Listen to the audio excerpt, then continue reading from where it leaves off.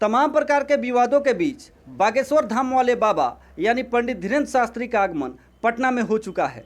आज सुबह 8 बजे पटना एयरपोर्ट पर पंडित धीरेन्द्र शास्त्री का आगमन हुआ। जैसे ही बाबा का आगमन पटना एयरपोर्ट पर हुआ, चारों तरफ बाबा बागेश्वर धाम की जय, पंडित धीरेन्द्र शास्त्री की जय के नारे सुनाई देने लगे। यानी बाबा के पहुंचते ही पटना एयरपोर्ट पर भक्तों की भारी भीड़ जमा हो गई।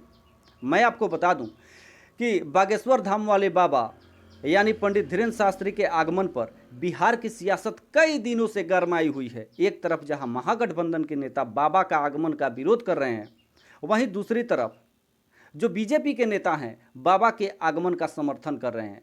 तो एक जुबानी जंग चल रही थी पिछले कई दिनों से महागठबंधन के नेताओं के और बीजेपी के नेताओं के बीच।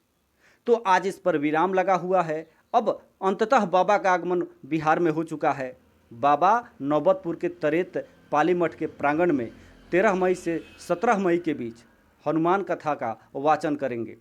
तो शाम 4 बजे से लेकर 7 बजे तक बाबा का कथा वाचन होगा। जो भी भक्त पटना नहीं पहुंच पाएंगे यानी बाबा का जो कार्यक्रम है उसका लाभ नहीं उठा पाएंगे, उन लोगों के लिए भी विशेष सुविधा प्रदान की गई है और घर पे बैठकर भी आप बाबा के कथा वाचन का आनंद उठा सकते हैं।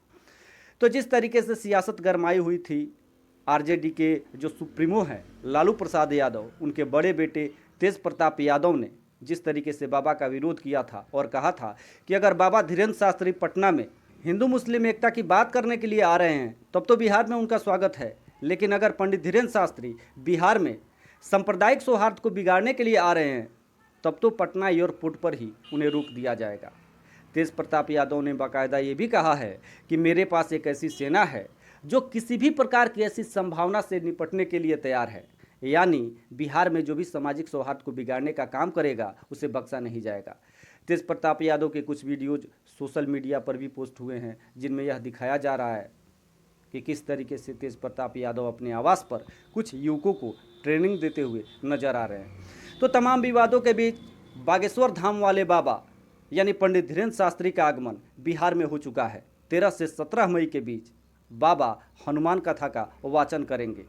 तो निश्चित रूप से बाबा के आगमन पर सियासत गरमाई हुई है। तमाम प्रकार के राजनीतिक दलों के नेता अपने अपने तरीके से बयानबाजी कर रहे हैं। कुछ नेताओं का कहना है, जो महागठबंधन के नेता हैं उनका कहना है कि बीजेपी के इशारे पर बाबा का आगमन बिहार में हुआ है और जब बाबा बिहार में आए हैं तो कुछ न कुछ ऐसी बातें ज़रूर कहेंगे जिससे आने वाले चुनाव में बीजेपी को फ़ायदा हो।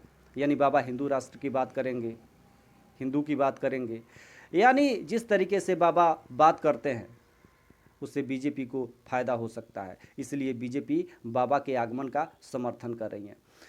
तो खैर जो भी हो, बाबा के आगमन पर जो सियासत है गरमाई हुई है और बिहार के जितने भी बाबा के भक्त हैं यानी बागेश्वर धाम वाले बाबा पंडित धीरेन्द्र शास्त्री के भक्त हैं वे बेहद खुश दिखाई दे रहे हैं। भारी संख्या में भक्तों की पटना पहुंचने की उम्मीद है। इसके लिए सुरक्षा के पुख्ता इंतजाम किए गए हैं।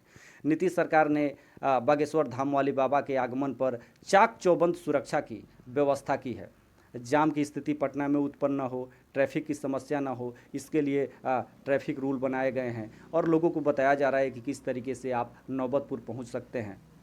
तो इस उम्मीद के साथ कि लाखों की संख्या में जो बागेश्वर धाम वाले बाबा के भक्त हैं वे बाबा के कार्यक्रम से लाभ उठाएंगे,